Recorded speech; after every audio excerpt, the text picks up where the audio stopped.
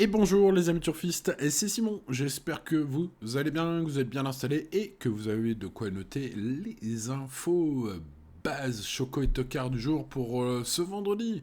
Ce vendredi, ça se passe en nocturne à Vincennes avec 13 partantes, des jeunes partantes âgées de 4 ans au départ. Eh ben oui, elles sont 13 donc. Bon, eh ben écoutez, ça se passe sur les 2700 mètres de la grande piste, nous sommes au niveau C. Et bah voilà, pour ce qui est des conditions de course, étudions ces 13 partantes et voyons lesquelles retenir ou pas. L'Ira Poterie, le numéro 1, n'a jamais gagné la moindre course et se montre parfois fautive. Bon, alors le tableau n'est pas tout noir pour autant, car elle compte quelques accessites intéressants à ce niveau. Donc bah écoutez, c'est pas nul. Elle est cette fois plaquée. Bon, alors même si elle doit avant tout rassurer, hein, cette pouliche, hein, c'est pas terrible en 2025, ce sera pas impossible pour une petite place heureuse. Passons au numéro 2, Litz. Litz, sa première déférée des 4 fut très intéressante la dernière fois. On est peut-être sur une pouliche sur la montante et qui pourrait être en amélioration en étant déférée comme cela. En tout cas, c'est ce que semble confirmer Mathieu Abrivard, puisqu'il m'a semblé assez confiant pour que, après cette bonne rentrée, sa pouliche monte en puissance. Et, bien écoutez, on va s'en méfier. C'est voilà, une pouliche qui passe plus pour d'autres parcours que les 2007 grandes pistes à Vincennes, mais voilà, peut-être plus de vitesse que de tenue. Mais attention, avec Alexa Brivard, ce numéro 2 mérite une très belle note de méfiance. Malgré une carrière en Dancy, Liberty Josselin revient avec de grosses ambitions ce vendredi. Elle est estimée à l'écurie et confiée à Eric Raffin. C'est un signe assez fort, je pense, chez les Baudouins. Et avec le Sulky d'or aux manettes, elle ne devrait pas taper loin, à mon avis. Ce numéro 3, attention, le numéro 4, Lotalov est régulière, effectue une rentrée après une saison plutôt réussie l'année dernière, fin d'année dernière. Bon, elle peut évidemment être écartée, on va dire, logiquement. Bon, elle n'est pas hors d'affaire, selon son entourage, pour les petites places. Bon, ça me paraît dur quand même, hein, je n'ai pas retenu. Avec 7 disqualifications et 4 victoires en 14 courses, l'Annula des Forges sont branchés sur courant alternatif. Alors, elle est invaincue pieds nus, elle a tenté 2 fois le coup sans s'y faire, elle a gagné 2 fois. Bon, eh bien ça nous peut-être montre un cheval peut-être en mode tout ou rien. J'ai l'impression que ça me semble être l'expression appropriée en tout cas. Sachez qu'elle est récemment arrivée chez Paul Ploquin. Donc bah écoutez, voilà, on va voir ce que ça donne ce 5, peut-être tout ou rien.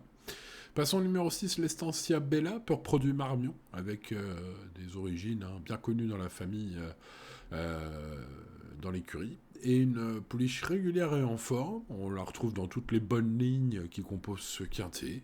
Parfois battue, mais tout le temps à la lutte pour la victoire. Bon, le profil de la piste du jour, du quintet du jour, bah écoutez, c'est très bien, il n'y a pas de souci. Le lot, bah, les a déjà tous croisés, entre guillemets bien sûr, mais voilà, et pratiquement tous challengés pour la gagne ou battus. Voilà, bah ça semble être une bonne base, un favori logique, en tout cas pour jouer au Quintet Plus. Le numéro 7, Lady Queen, a multiplié les fautes au départ ces derniers temps. Bon, elle est présentée pieds nus cette fois. Si elle démarre correctement, ça peut être une grosse surprise possible. Elle peut accrocher une place.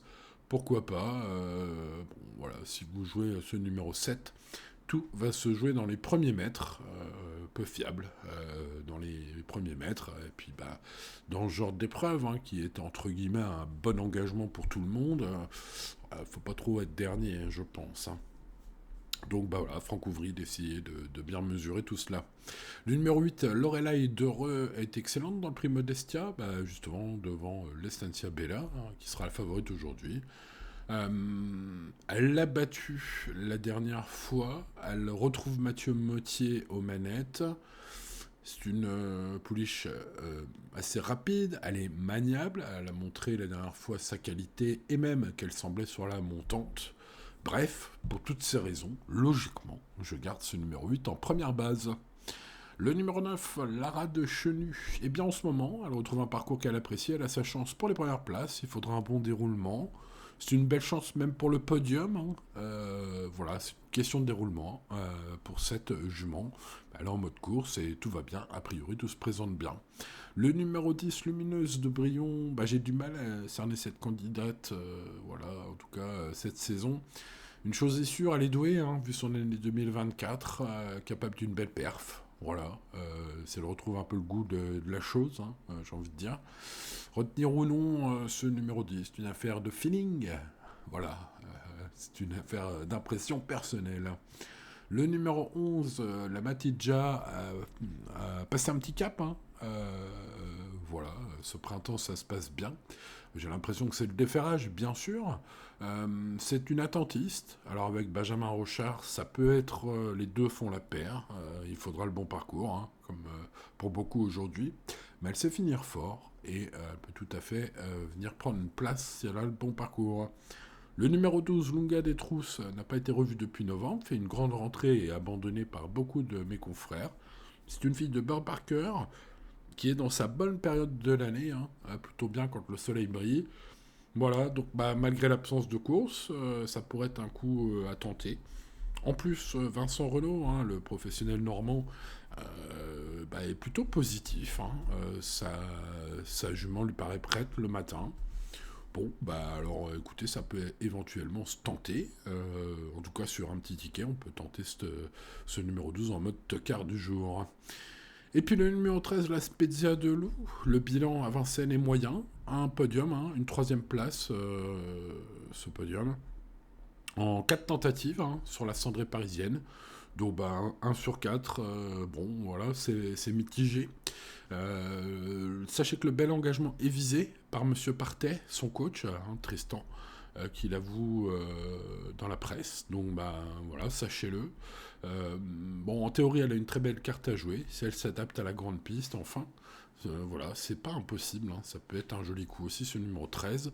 Pour moi, étant donné les choix que j'ai faits dans ce quintet, c'est mon principal regret, ce numéro 13. Bon, passons à la sélection. Lorelai d'Heureux, le numéro 8. Eh bien, écoutez, hein, tout semble réuni pour répéter, pour doubler la mise, même pourquoi pas, puisque elle a battu ce qui semble être la jument de la course la dernière fois. Et sur la montante, une nouvelle fois déférée des 4, une nouvelle fois confiée à Mathieu Mottier, pourrait rééditer cet exploit, hein, je le pense en tout cas, en espérant qu'elle soit bien sur la montante. Ce 8, ça peut être la bonne base. L'Estancia Bella, qui a parfois été battue, mais qui est toujours là, en tout cas en ce moment. Voilà, cette Marmion mérite un large crédit en théorie. Et ce numéro 6 sera le favori implacable de ce quintet. Et puis, allons sur des cotes sympathiques.